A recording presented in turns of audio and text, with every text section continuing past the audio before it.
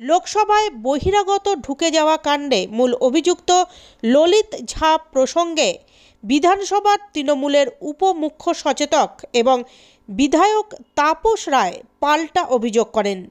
সোমবার দুপুর ৩টে নাগাদ বিধানসভার বাইরে তাপস রায় সাংবাদিকদের মুখোমুখি হয়ে বলেন, প্রতিক্রিয়া দেওয়ার আমার ইচ্ছাও নেই, মানসিকতাও নেই, এটা নিয়ে বলার কিছু নেই। কিন্তু আমি দেখলাম সকল বিরোধী দলের ঘটনাটা তো পার্লামেন্টে ঘটেছে এবং এটা একেবারে একটা সাংঘাতিক সিকিউরিটি ল্যাপসের ব্যাপার। সেখানে আমাদের দল সহ সকল বিরোধী দল যখন মাননীয় প্রধানমন্ত্রী এবং মাননীয় স্বরাষ্ট্রমন্ত্রী বিবৃতি দাবি করছে সদনে, তখন আমাদের এই বঙ্গ বিজেপি সুকান্ত থেকে শুভেন্দু, দিলীপ ঘোষ থেকে লকেট, তারা বং কানেকশন বা একটি ছবি নিয়ে কথা তুলেছে। এখন আমি কখনোই একথা বলবো না যে মেহুল চোকসির সঙ্গে কার ছবি আছে, নীরব মোদী ললিত মোদীর সঙ্গে বা বিজয় মাল্যর সঙ্গে, আমি এসবের মধ্যে যাব না।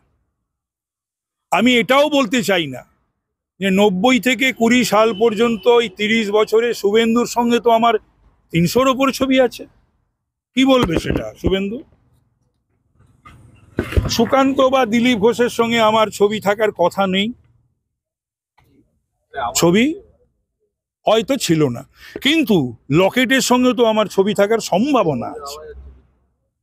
আমাদের দলে ছিল, তো খুঁজলে হয়তো পাওয়া গেলেও পাওয়া যেতে পারে। তাহলে সেই সব ছবির সম্বন্ধে তারা কি বলবেন?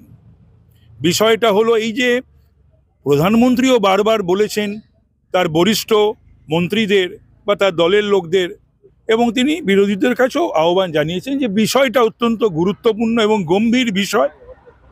মাননীয় স্বরাষ্ট্রমন্ত্রীও স্বীকার করেছেন সিকিউরিটি ল্যাপসের কথা, কিন্তু আমার বঙ্গ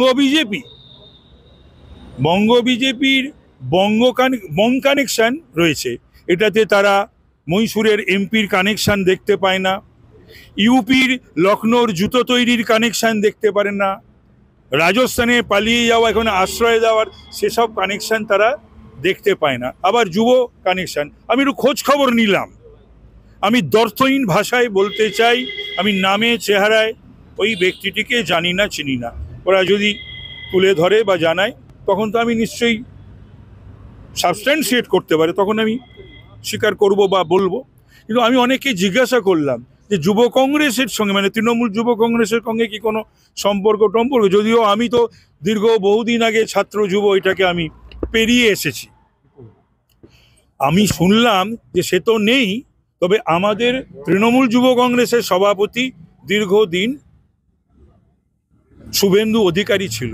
এখন সেই সময় রিক্রুটমেন্ট কিনা আমি বলতে পারবো না বা আমি জানি না।